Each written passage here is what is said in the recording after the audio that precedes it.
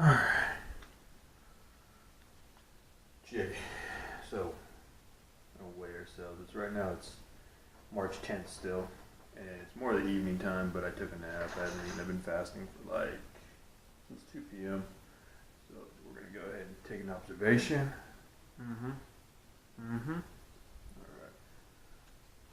Alright. Yep. Posing. That's right. So let's do this.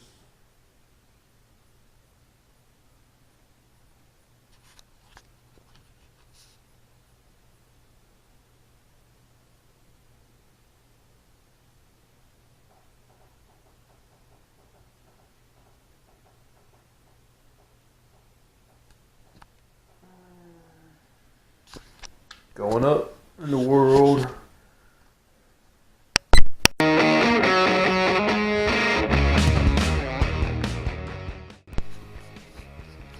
Good morning, everybody. Sorry it's not morning time right now. It's actually the evening. So, joke's on you.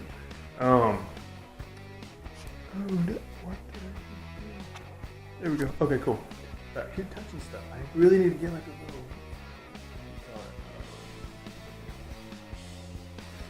things that hold the camera from far away. Those little... Anyways, little poles. So, I totally just screwed the pooch. I drove up here to Longview, right? I drove in the middle of the night because I'd be by here at 7. And I had a box of these, right?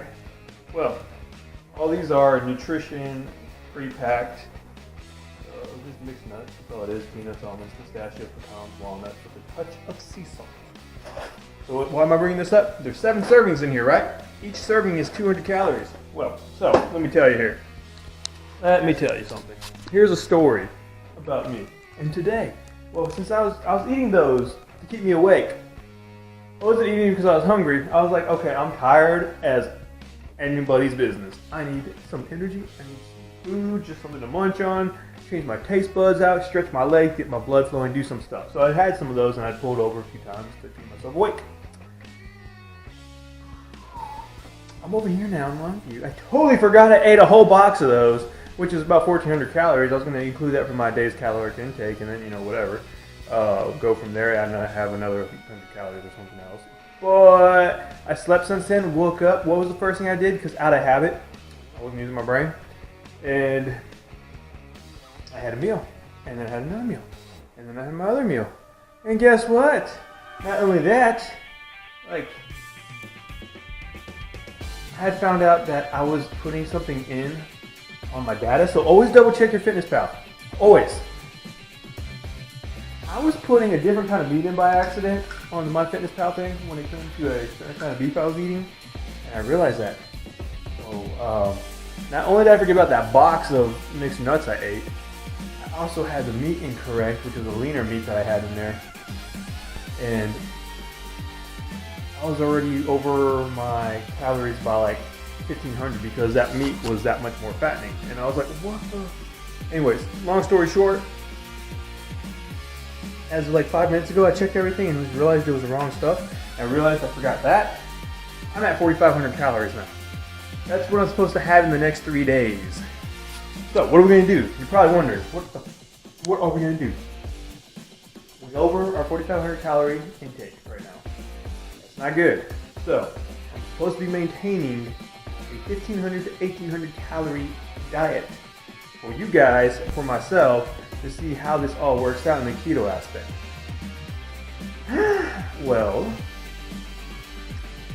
I came up with the most foolish retarded idea. You're getting the next 3 days meals worth, right? Guess what we're not going to do? That's right. We're not going to sit down and watch TV because then we're going to realize how hungry we are and how bored we are. Because we ain't going to be eating the next 3 days. And so I'm going to do something there. And that's crazy. It's absolutely crazy. Do I want to do this? No. But what did I do? I ate all my calories in one day. That's terrible. Okay. Oh my God, I screwed myself in the pooch. I would rather spread them out, at least knowing the next day I have some food going on. So I'm trying to pretend it's all rationed out like I have no other choice. Like that was all my food. Well, I can't eat until Thursday morning at 8 a.m. gonna be a tough one. So you guys are gonna see quite the adventure, and y'all are gonna witness me being hungry, cranky, and I'm gonna have nothing but coffee and water and a multivitamin. Where's that green thing at? Oh, that little green thing I was telling you guys about. This is essential because, like I said, you're going the next 3 days. Well, not you, me. I'm going the next 3 days without eating anything because of that. Do I recommend it? No, but don't mess up like I did. Anyway, so I'm having this little deal right here. 3 edge greens. I showed you guys this a few days ago, just to make sure I get the nutrients I need. I just wanted to guys update. I wanted to guys update on that. I wanted to update you on that. I'm gonna go to the gym. Hopefully I can knock it out before anything happens. It comes about. Today's back day and biceps and rear delts. So it's gonna be 11 o'clock. Hopefully I'll be in and out by midnight and get back here. I need to do some work, load up some videos when we get to roll. So the fast in itself, the body is been scientifically tested and proven to be able to sustain muscle mass without having to go for muscle mass for a total of 72 hours. Thankfully, I'm not going to be fasting for 72 hours. I'm going to be going from the time we just got in. This was my first meal I was able to eat, aside from the nuts. And I just crammed all 3 meals into one little meal. So, tonight, Thursday morning at 8 a.m. That's going to be tomorrow. It's going to be Tuesday at 8. 24 hours. Then it's going to be 24 hours tomorrow, or on Wednesday. And then Thursday we'll roll about 48 plus about 8 more hours. 58 hours without food. We're going to see exactly what happens. I cannot tell you what's going to happen. I do not know. I brought my scale, by the way, so we'll be able to keep track of all this as well and see exactly how the body and the face. I'm going to see the ups and downs and see what happens and set up a weight belt and everything of that sort. Like I said, but I did what I did. I'm trying to face the responsibility aspect of it and be an adult. But anyways.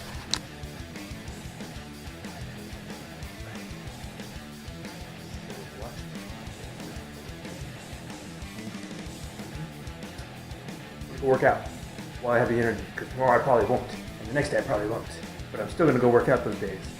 That's the other thing. It's going to be interesting. We'll see how I feel. Alright, this exercise, what we are going to be doing is, this entire program for this week is going to be based off triple sets. Be hellacious, they're going to burn, but you got to do what you got to do. Things extreme, especially since we're trying to put these workouts in more of a concise manner, that way they're more time efficient. So right there I was doing a wide lat pull down. That's to work your outer lats. You're going to do reps of 10. Right here we're going to be doing a close grip, reversed grip. Basically just like a pull-up, except you're going down to your chest, you're having a slight arch leaning back. Make sure you get and contract those lats. I'm not reaching all the way up. First off, it's terrible when your rotator cuff go all the way up like that. And also because you want to keep focus and tension on those lats. Again, you're doing another rep of 10. 8 to 10 is where you want to fail. If you can do 12, that's cool too. But your rep range for this juice is going to be 8 to 10. Only because at the end of this triple set, you're going to have a total of anywhere between 24 to 30 reps. And if you're doing 12, then 36. Now right here, I have more of a narrow overhand grip of a lat pull down. This also works to another portion of your lat. Now this one, I can't even talk. You see me just letting myself stretch out and get the full stretch on this one. The underhand grip, it's if you do it the other way, when you have reversed grip, then and you try to let yourself stretch out, you're gonna hurt your wrist as well. It's not really that good for wrist. Now if you have an easy bar or something like that, then sure, go for it. But on a straight bar, it's just not as I wouldn't say efficient, just doesn't feel as good on the body. So you're going to do a total of 3 sets of that. Repeat. You're only getting about a 45-second to 1 minute break. Once you do that, knock it out, move on to the next circuit.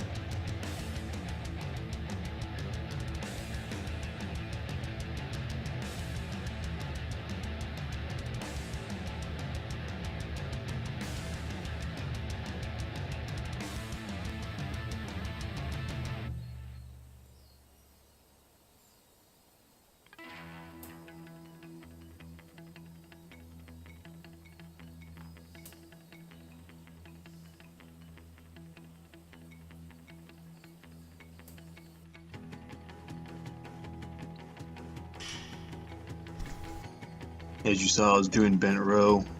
You're going to have about a little wider than shoulder width on this part. Overhand grip, and you're going to pull towards your belly button. Give a slight bend in your back. Don't be completely parallel to the ground. And then once you do reps of 10 to 12 on that, 8 to 10 on that one, and if you do 12, you do 12, no big deal. Adjust the weight if you need be. Get an underhand grip, or I should say a reversed grip. And same concept, this is going to be about shoulder width apart, and pull to your belly button and squeeze. Feel those back muscles squeeze and contract. You're working the center portion of your back on this one. Now you're going to watch right here. I'm starting to unload some weight because we're getting ready to do some wide rows. Now these you need to unload some weight because it's going to be strictly your back. Now, okay, I was trying to see what I was doing. Alright, so this rep range is also going to be 8 to 10. Everything pretty much is going to be 8 to 10. It's very rare. I will advise you otherwise if it's going to be other than 8 to 10.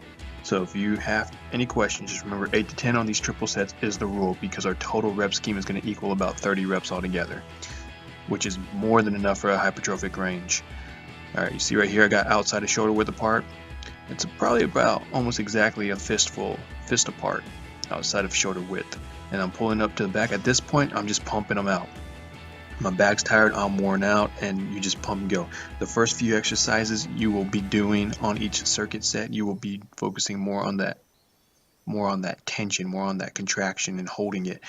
And then on that second exercise coming in that circuit, you're going to do a little bit, you're going to try to focus on that, but you're going to be pumping them out more or less. By the third exercise, you're probably just going to be pumping them out, which is fine. You want that blood flow. You want them to enlarge that muscle tissue. You want to create damage to that muscle so they grow back stronger.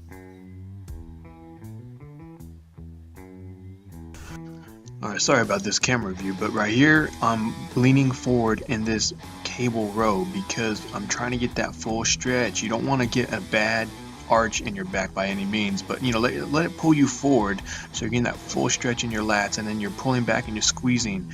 You're pretty much like trying to hit something behind you with your elbows. Pull towards your belly button once again, and then once you finish with that, you're gonna do again 8 to 10.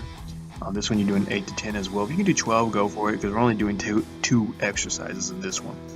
This one is a little more weird. I still have a torn pec, so every time I go above my head, I start feeling a pop, which is kind of, I'm trying to adjust, trying to find some little sweet spot for this. So for anybody like that, like you see right there, I'm trying to adjust. You're gonna pull all the way down towards your legs. Feel it. Don't let the tension leave. That's what I was trying to also figure out. I was trying to figure out a good little spot where you have that constant tension on your lats, and you will start feeling it. It actually hurts pretty bad in regards of a good burn. So you want your hands about shoulder width apart again. You can get them a little more narrow if you need to, but that's completely up to you. Either way, you're going to be working your back pretty well. Alright, so you're going to do 8 to 10 on this one. Sometimes you'll hit 12, sometimes you'll hit 15. If you can do that, great. Again, you're only doing 2 exercises. You just want to hit somewhere between the 20 to 30 rep range on these, on different movements. Normally, if it was one individual movement, I wouldn't be saying that. I'd be saying, 12 to 15, but with it being a total of different parts of the back, 30 reps is pretty optimal. It's pretty awesome for every angle you're just attacking it at. You're going to do that again and again. Oh, so one thing I need to make clear to you, these are tough exercises. You need to only have about 45 seconds to 1 minute for major muscle groups. For minor muscle groups, like right here in the biceps, you only need about 30 to 45 second breaks, okay? They don't take as long to recover. Right here we're doing again about 8 to 10 on the rep range. We're doing, instead of doing alternate, you save the alternate for the times you're tired, okay? You're getting up here and you're squeezing at the top and letting yourself go down nice and slow and controlled. Don't just throw the weight around until you start getting tired again. That's another cheat method that you actually utilize. Everything has a tool. Just remember that there is a tool for every little aspect of an exercise. So you see people cheating. If they're cheating from the get-go, then it's too heavy. But if they're getting into it and it's like the 4th set in and they have to cheat, then that's completely understandable. You want to pump out that extra muscle tissue to just destroy it and annihilate it. And you see right here we're doing hammer curls. All you do is just rotate your hands like you're holding a hammer, curl all the way up, squeeze, nice and controlled. 8 to 10, you will start feeling the pump. Just drop the weights once you're done. Again, 30 to 45 second break. Keep your rep ranges between 8 to 10 on these. If you can do 12, go ahead. We're only doing 2 exercises again, plus the smaller muscle group. It's not as hard to destroy.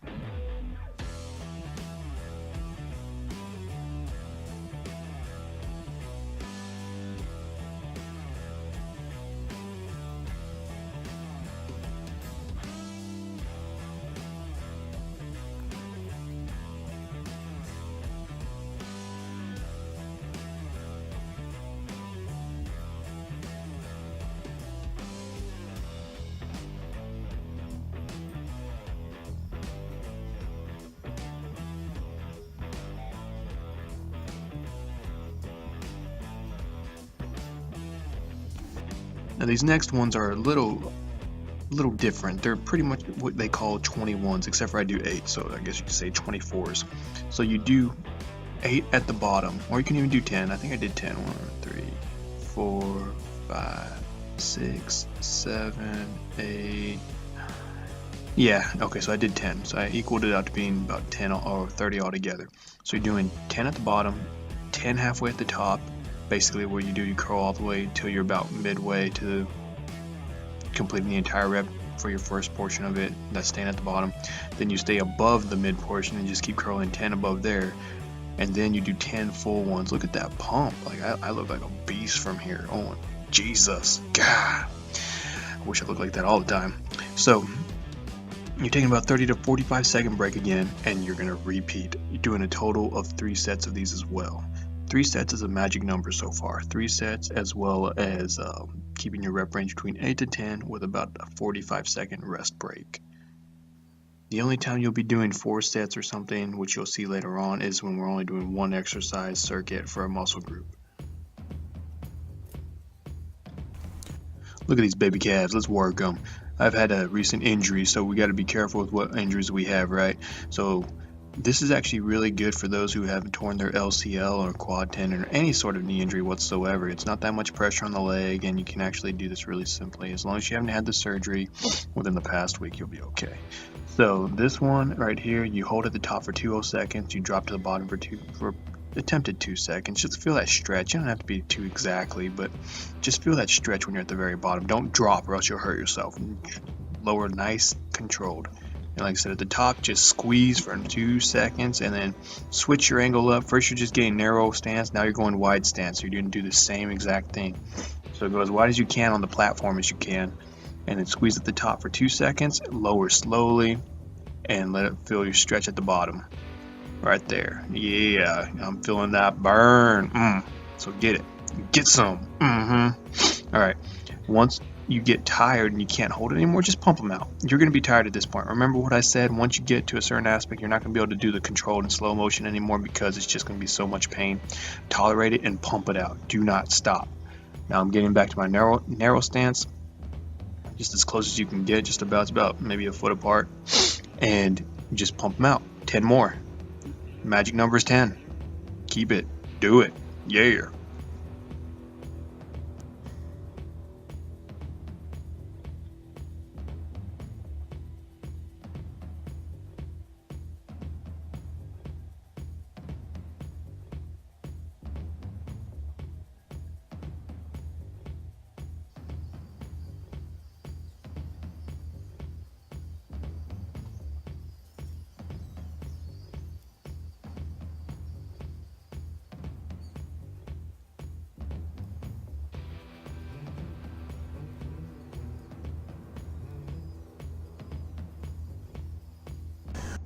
All right, now go home, get yourself a protein drink, enjoy or recover whatever you're doing, whatever portion of this diet you're on. If you're doing the fast, and don't do anything but get water and maybe some coffee, okay? This is a fantastic time. Remember, stay strong. I know you're tired. I know you're hungry. This works. All right, I just loaded up that video from March 10th at the very beginning. I found it in my drive, and I was like, holy crap, I need to load this. All right, so here's a story on this. I went back up to 194 after my cheat day. I made a video about this and totally forgot because I couldn't find any documentation of what I weighed in at. So when I actually looked back and found this, like, there is an actual documentation between the time I actually weighed in on the 6th and then after that. I was looking and I was like, okay, between the 6th and the 12th, I'm losing something here. What happened? Like, I'm at 191 now. There's got to be something, some sort of thing telling me where I was so I can see progress. So I cheated to see exactly how quick I'd stack the weight back on after I had 2 cheat days. Basically, right after the weigh-in on March 6th, I had an abundance of tons of junk food. I'm talking about pizzas, cinnamon rolls, everything you can think of. And I ended up going up about 3 or 4 pounds in weight. And not the first day, but I did that 2 days in a row. And then I probably had like 6 or 7 pounds worth of food, at least 10,000 calories each day, at least bare minimum. So it really wasn't too bad. Normally I'd load up even more than that, but it really wasn't shabby. Anyway, so if you look at March 10th, compared to today, 3 days later at 191, you can't complain. I went from 194 to 191. Hell yeah, I'll take that any day. Let's do this. Everybody, have a great night. My music's about to end. Everything's about to end. We're going home.